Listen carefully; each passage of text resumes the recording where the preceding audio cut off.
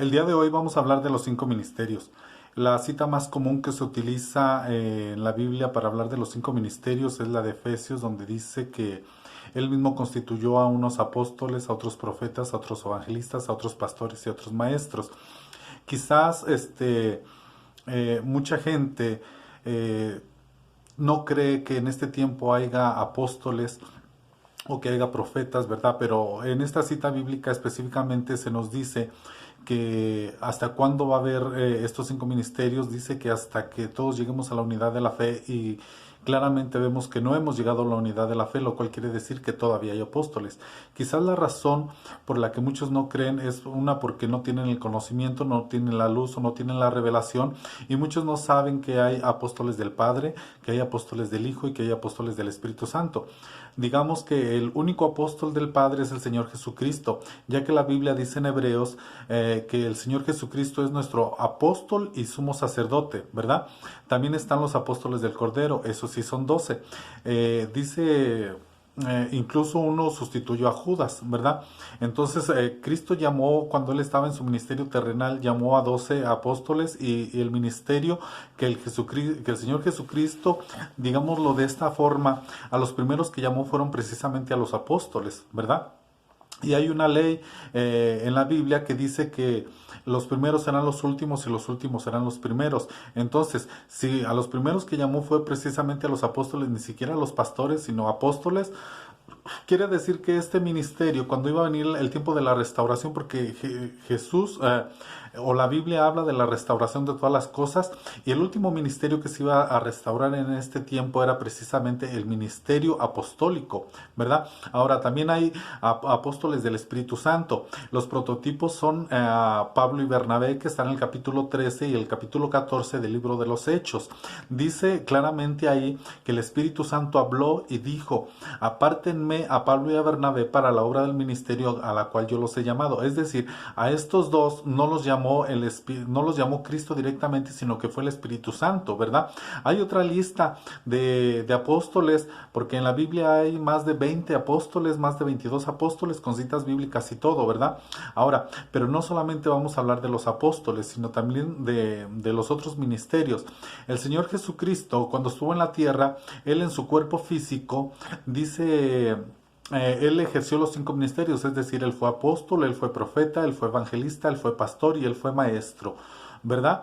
Fue maestro de maestros, pastor de pastores, fue profeta, fue apóstol, los 5 ministerios Él los ejerció como su cuerpo físico. Ahora, el cuerpo místico tiene que tener también esos 5 ministerios funcionando en este tiempo, ¿verdad? El Señor Jesucristo también en su cuerpo físico, Él utilizaba 5 vestimentas en su ropa, en su vestir, digamos. Las sandalias representan el evangelismo. Dice la Biblia que cuán hermosos son los pies de los que anuncian el evangelio, la paz, ¿verdad? Del evangelio.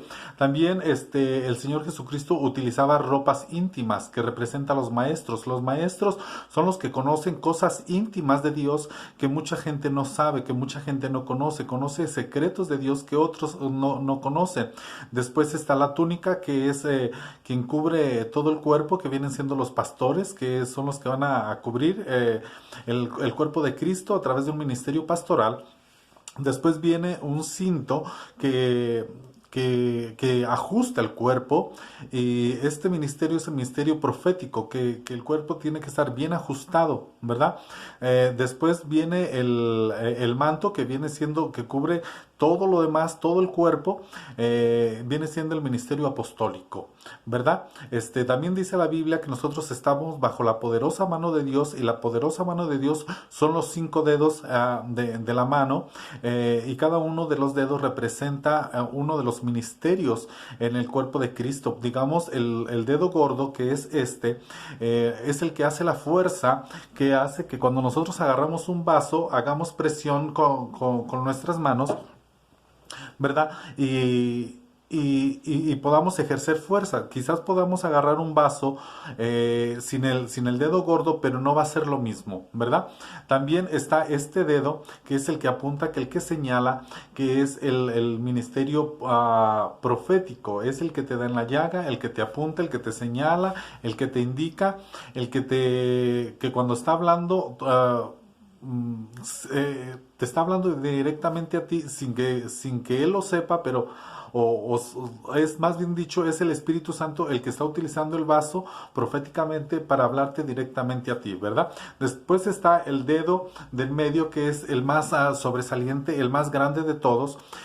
¿Por qué es el más grande, es el más sobresaliente? Eso es porque en este ministerio, que es el ministerio evangelístico, se mueven dones sobrenaturales, se mueven los dones, digamos, de hacer milagros, los dones de sanidad, los dones de hacer milagros y todas esas cosas. Entonces es un ministerio muy sobresaliente, pero tiene sus limitaciones. ¿Por qué razón? Porque un evangelista solamente es una plataforma para que la gente acepte a Cristo, pero después de eso la gente necesita un alimento más sólido, necesita de un maestro o necesita de un pastor, ¿verdad? Después está el dedo donde va el anillo, ¿verdad? El anillo, que es el del compromiso, ¿verdad? Que es el ministerio del pastor, porque el pastor es el que te va a casar con Cristo, es el que va a llevar a la gente al conocimiento de Cristo.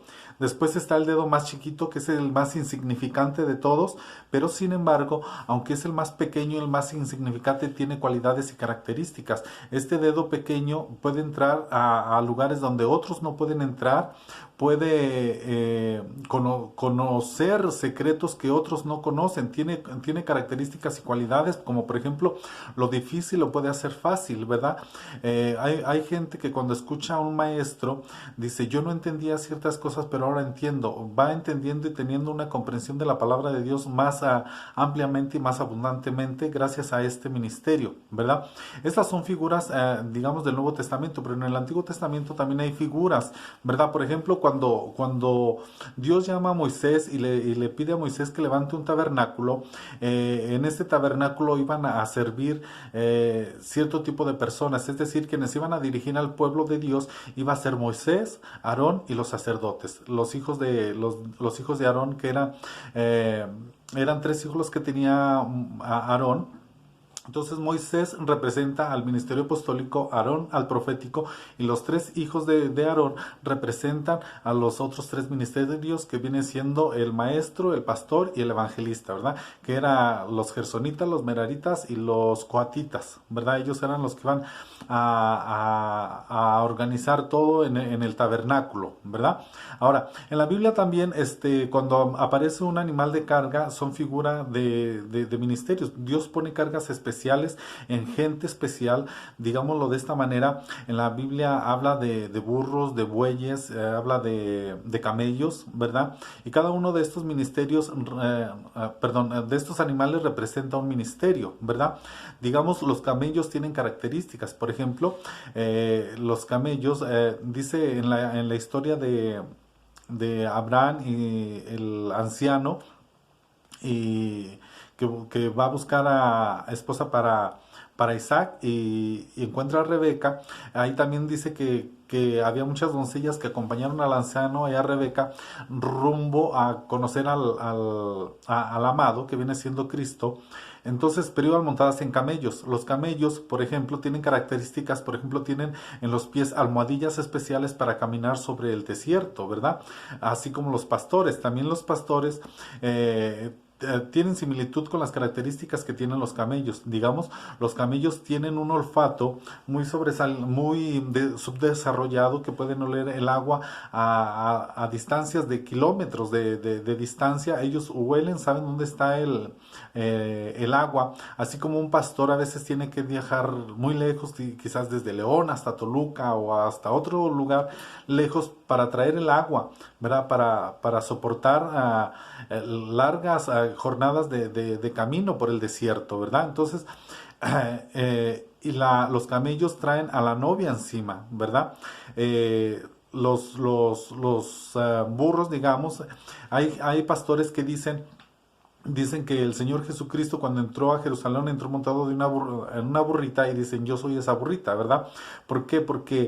Porque la gente le echa flores a veces a los pastores, a los ministros, y ellos piensan que es para ellos, pero en realidad no era a la burrita a quien le ponían los mantos, a quien le tapaban el sol con las palmas, para que caminara. La burrita pensaba que era para ella, pero en realidad era para el que iba montado arriba, que era el Señor Jesucristo.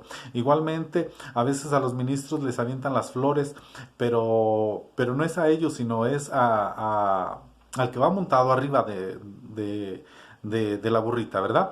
Pero también hay una burra en la Biblia que habló de parte de Dios. Entonces quiere decir que hay pastores que a veces hablan de parte de Dios y a veces dicen unas burradas, ¿verdad? Y creen que todo lo que dicen lo dicen de parte de Dios, pero muchas veces es cosecha de uno, ¿verdad?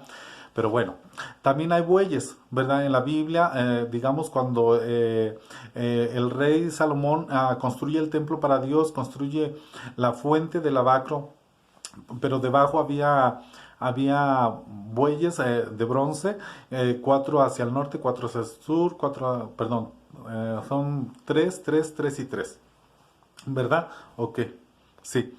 Tres al norte, tres al sur, tres al otro lado y tres al otro lado, en total 12. Y dice que de su boca, de las bueyes, salía el agua, que viene siendo la palabra de Dios, ¿verdad? Nada más que con el tiempo le quitaron eso a los bueyes, como diciendo, no necesitamos que Dios nos hable a través de los ministros.